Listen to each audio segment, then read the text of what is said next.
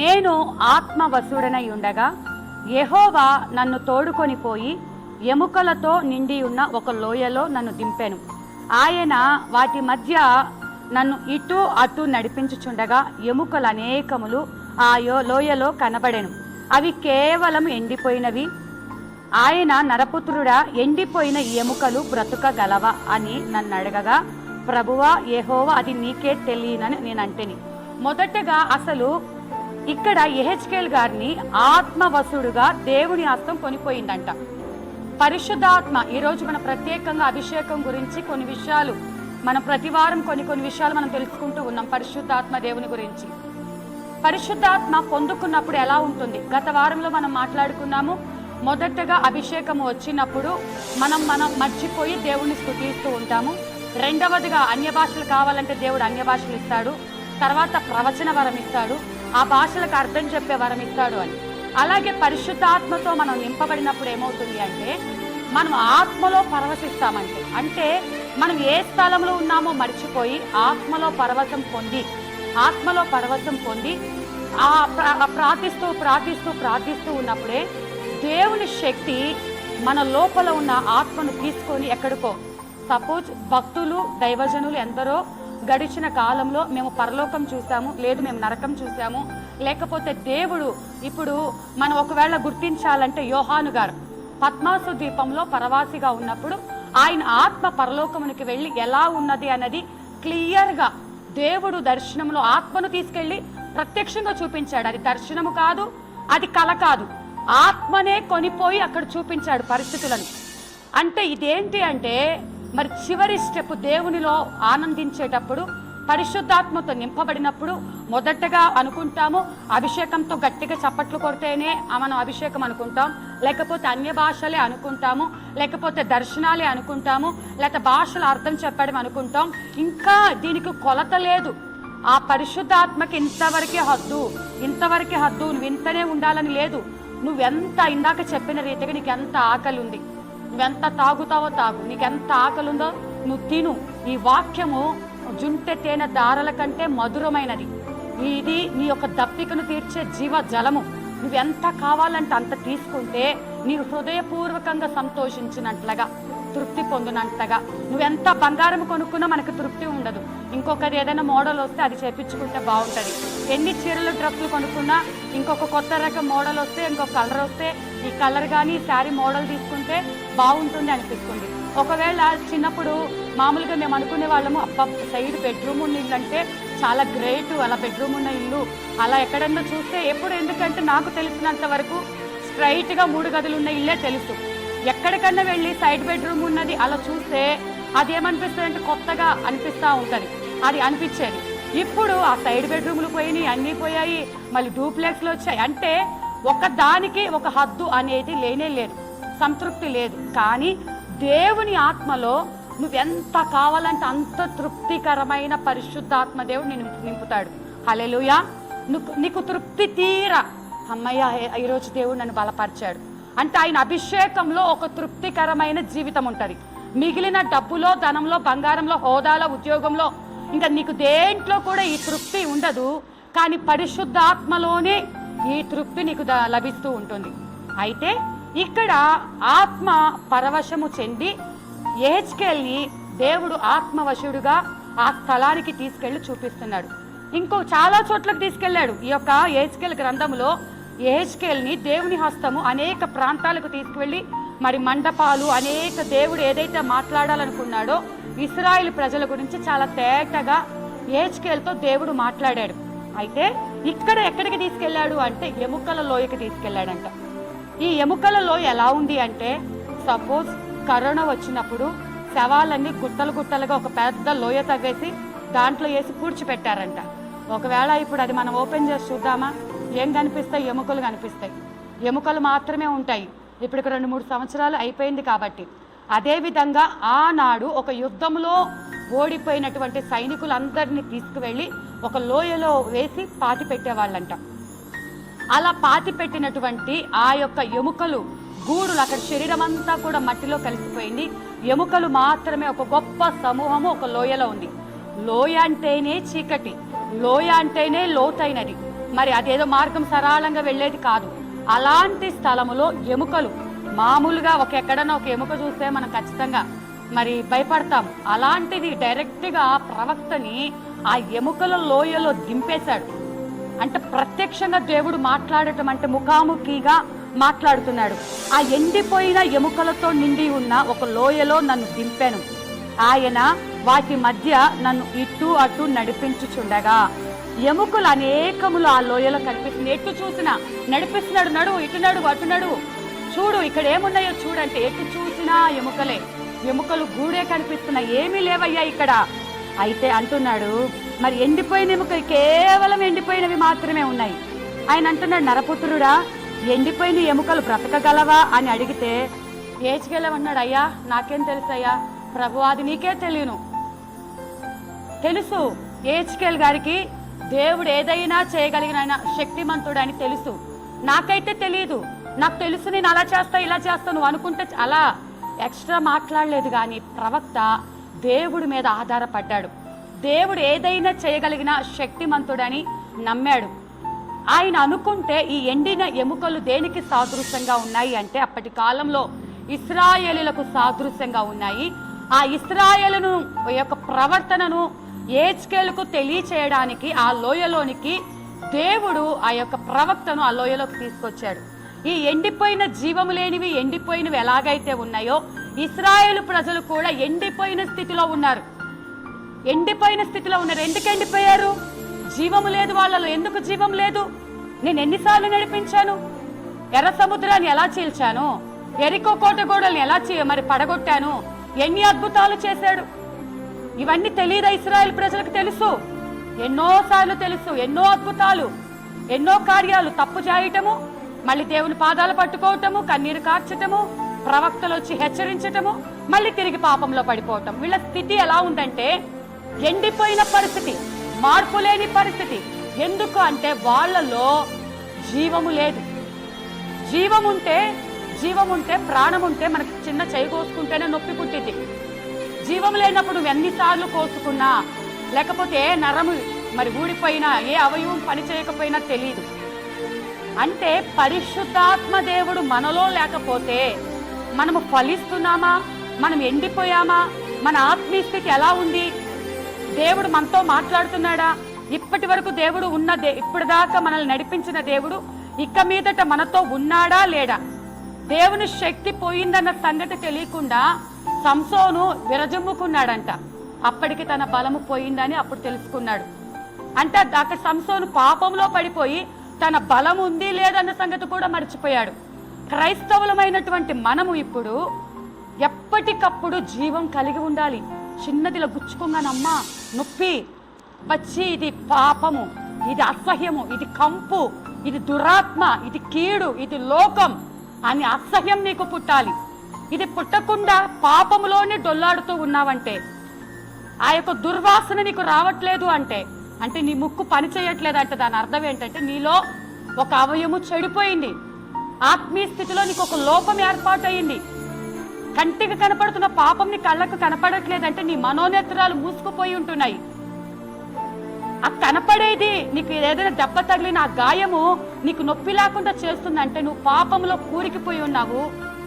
ఏ విధంగా అయితే షుగర్ వచ్చిన వాళ్ళకి, లేకపోతే ఏదైనా పెద్ద చెడుగుడు అదేదో ఉన్నవారికంట అది పుండు పడిపోయి పురుగు పడినా కూడా వాళ్ళకి స్పర్శలేదంట. చూసిన వాళ్ళం మనమే అయ్యో పాపం అనుకుంటూ ఉంటాము. కానీ అది అనుభవించే వాళ్ళకి నొప్పి ఉండదు. అది లోపల తినేసుకుంటూ వెళ్తూ ఉంటుంది. భయంకరమైన పాపము కూడా అంతే. మనం పాపంలో ఉన్నామే, పాపంలో కొట్టుకొని పోతున్నామే, ఈ పాపము మనల్ని తినివేస్తుందే, ఈ పాపం మనం నశించిపోతాం ఈ పాపం వలన అని మనకు అర్థం కాకుండా లోపల క్షీణింపచేస్తుందన్నమాట. అయితే ఇది తెలియాలంటే నీవు జీవంతో నింపబడాలి, వాక్యంతో నింపబడాలి, పరిశుద్ధాత్మతో నింపబడాలి.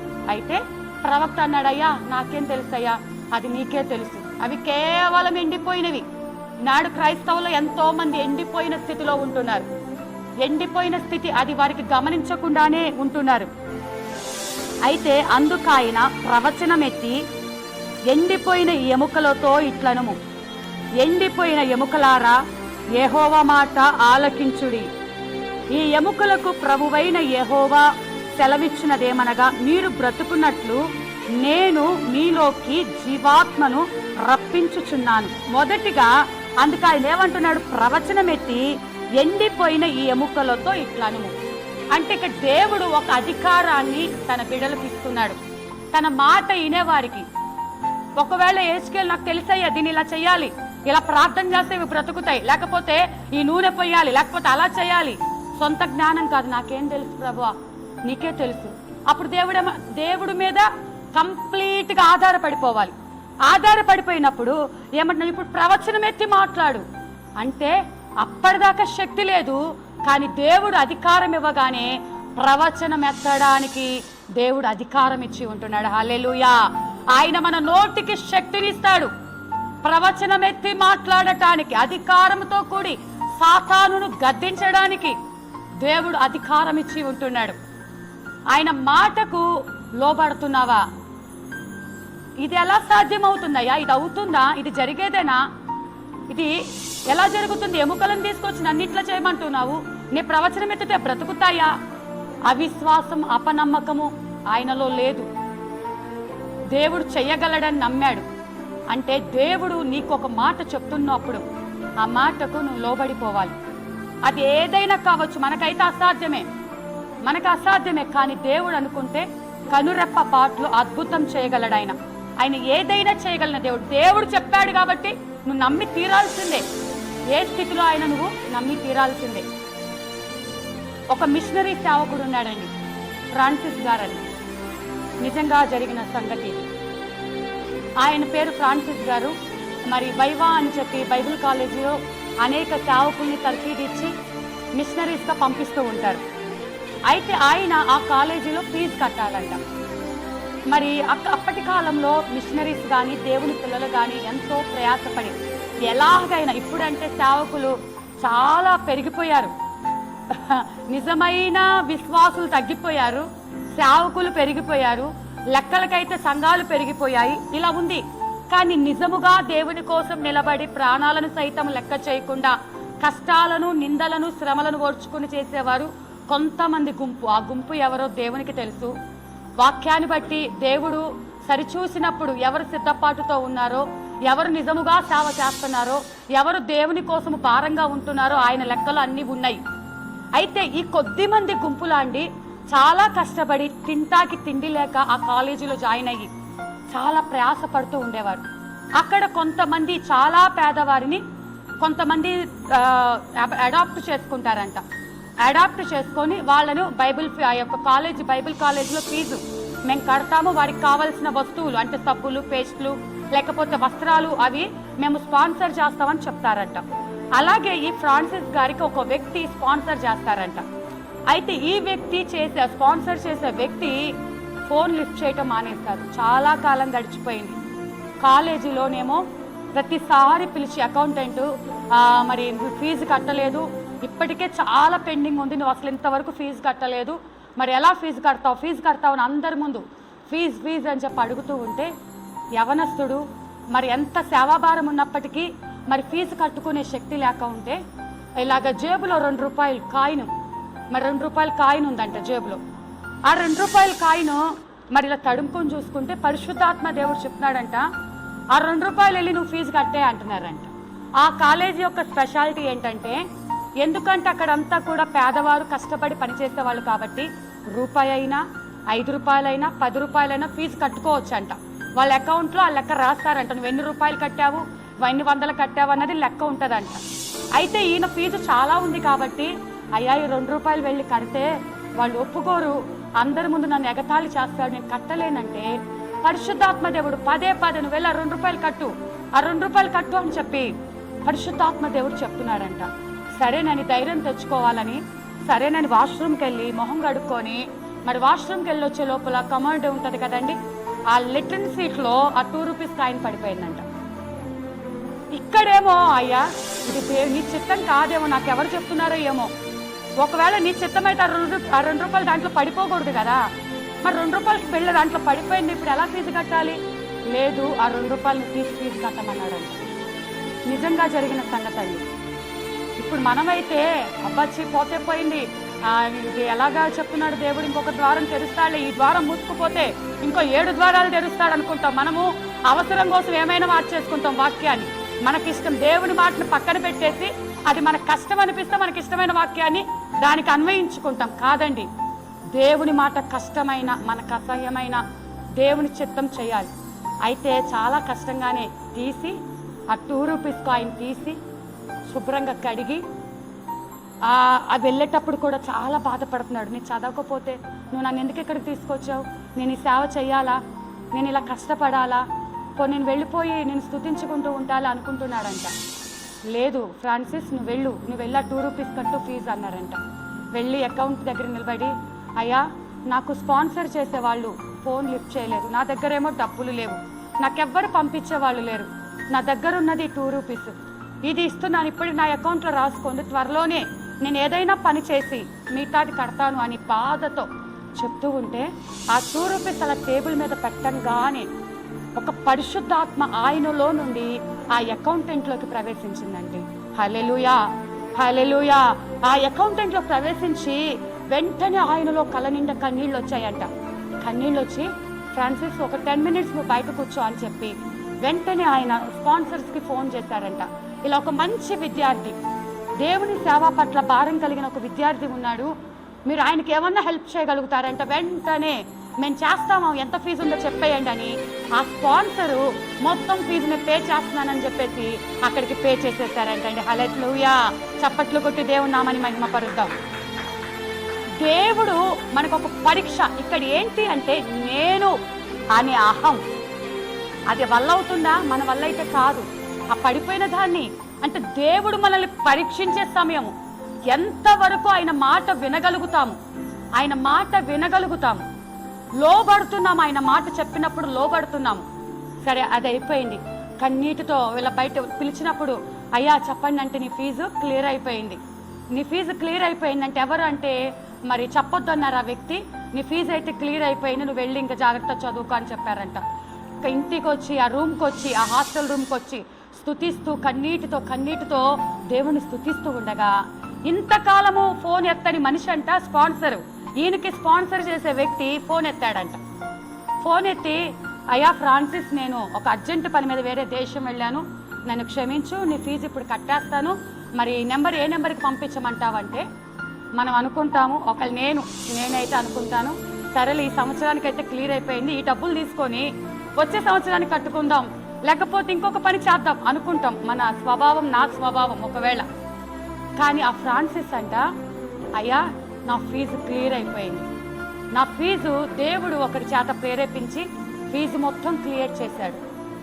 ఆ మాట చెప్పిన వెంటనే పరిశుద్ధాత్మ దేవుడు ఆయనలో కార్యం చేసి, నీవు ఇక నుంచి అంత చదువుకుంటావు, ముందుగానే నేను పే చేసేస్తాను, నువ్వు ఎన్ని సంవత్సరాలు నీకు ఏ అవసరం ఉందో చెప్పు, అంతా నీకు క్లియర్ చేస్తానని ఈ వ్యక్తి చెప్పాడని.